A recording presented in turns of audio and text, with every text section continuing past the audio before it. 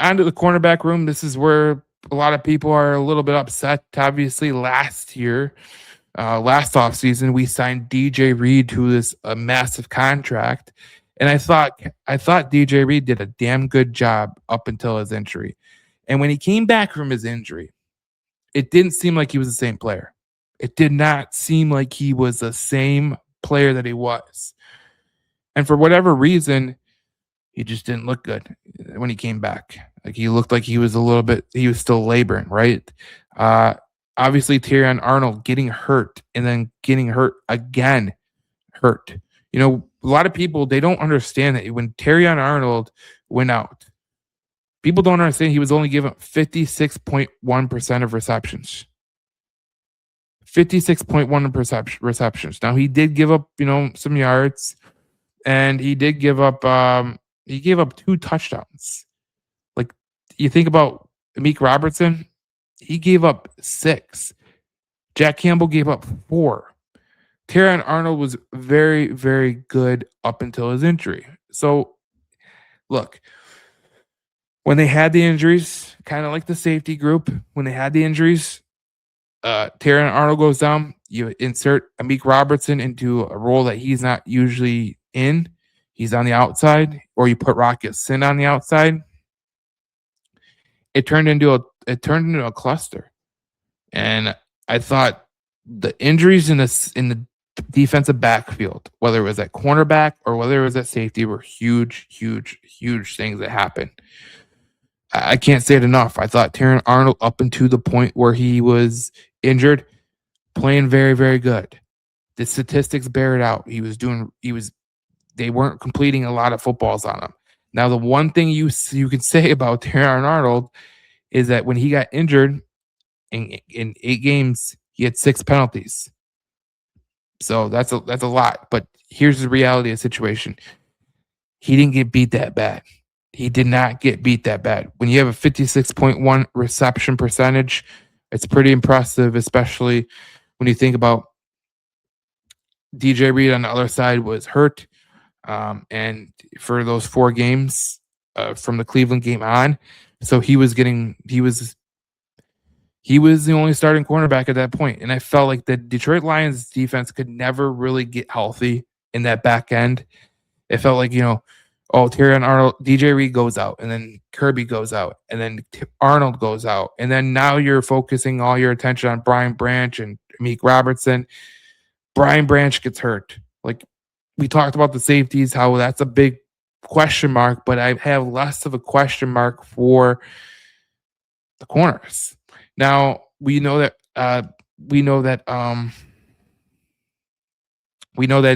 Meek Robertson is a free agent. His market value is at $3.9 million, which is it's not that bad of a price when you think about that, what he was able to do. But if you're looking at some cornerbacks that you might want to bring in, if you're looking along those lines, Alontae Taylor from New Orleans is going to be valued at 11.1. Josh Jobe from the Seattle Seahawks, 9.7.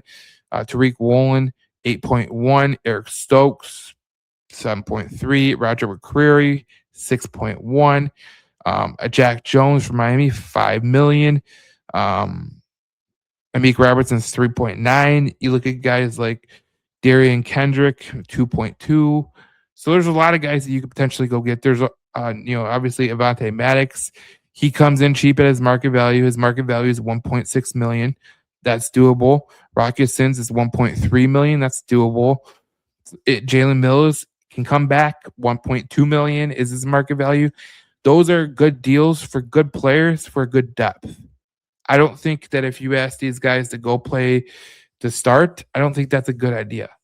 But whenever you rely on depth, and especially when you had the injuries that you had in the back end, in the secondary, I don't think that you could realistically say that they're going to be okay. Like, it just is what it is. Like, when you lost Branch, when you lost Joseph, when you lost Arnold, you replaced 3 starters. And your depth behind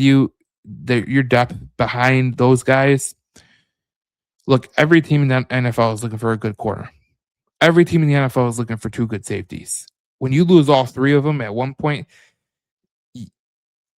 it's not easy. It's really not easy. And when we look at the cornerbacks in the NFL draft, I think this is better for Detroit. I think that if there's an opportunity for them to get a corner in the draft, they can do that. I look at a guy like I'm trying to get to it right now. I look at a guy. There's a couple guys I look at. Colton Hood from Tennessee. He kind of fits the grade on a Detroit Lion. Good at tackling. He's a ball hawk.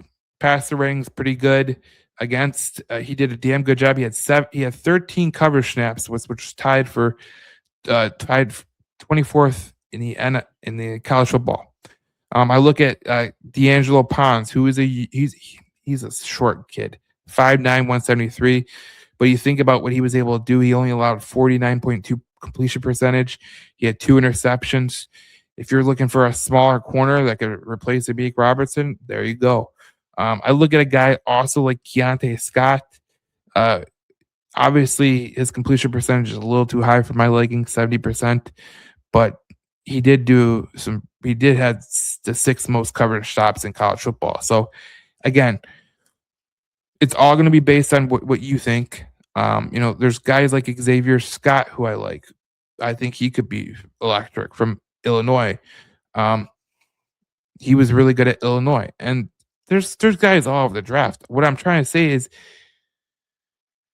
Brad Holmes is going to have a unique problem.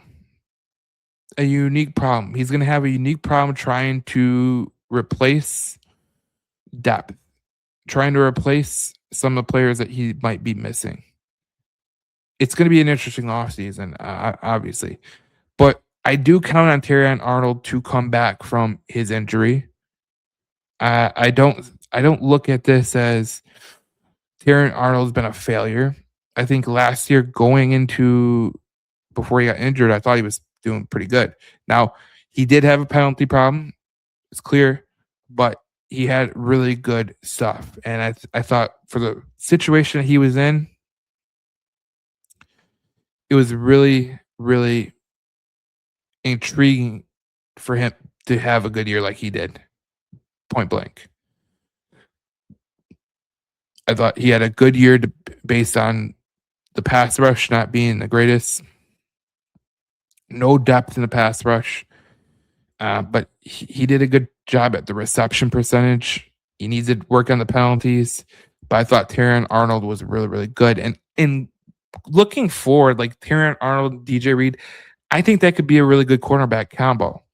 I think it's just how you study the draft looking at cornerbacks, because there's a ton of them available. What you do in free agency, there's a ton of them available.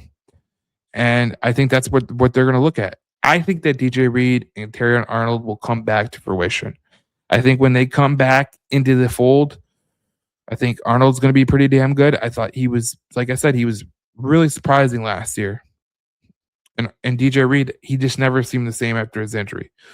Like, people could say that's an excuse or whatever the case may be, but the reality of the situation is sometimes it's reality. Like, sometimes you have a guy like DJ Reed and he can't get up to speed. And that's not his fault, but it's the reality. Like, sometimes these players come back a little bit earlier than they should, and they never seem quite the same. And I have a feeling he was dealing with the injury all year long. He just never looked up to speed. He looked kind of slow, and that's not kind of the DJ Reed that we know. In New York, and then in the first part of Detroit, he was doing a good job. So the cornerback room is, I think you can look at it as a depth. I don't think you need to go out and get a first round cornerback. Obviously, we're hoping that Ennis Rakestraw will come to fruition. You could obviously go sign your free agents like Amik Robertson, Rocketson. I think they did a damn good job. I really do. So I'm not putting the big emphasis on the cornerback position, I obviously am putting a big emphasis on safety depending on the health of Brian Branch and Kirby Joseph. But as you look at the cornerback room, I think you can get by with some free agents. It's not a great free agent class. You don't need you don't need top free agents. You just need to fill the cornerback room with good depth. And I thought Rocky Sin and Amik Robertson did a really good job. But like I said, with the safety position, when we broke that down, when you lost Branch, when you lost Joseph, when you lost Arnold, that's 3 starters.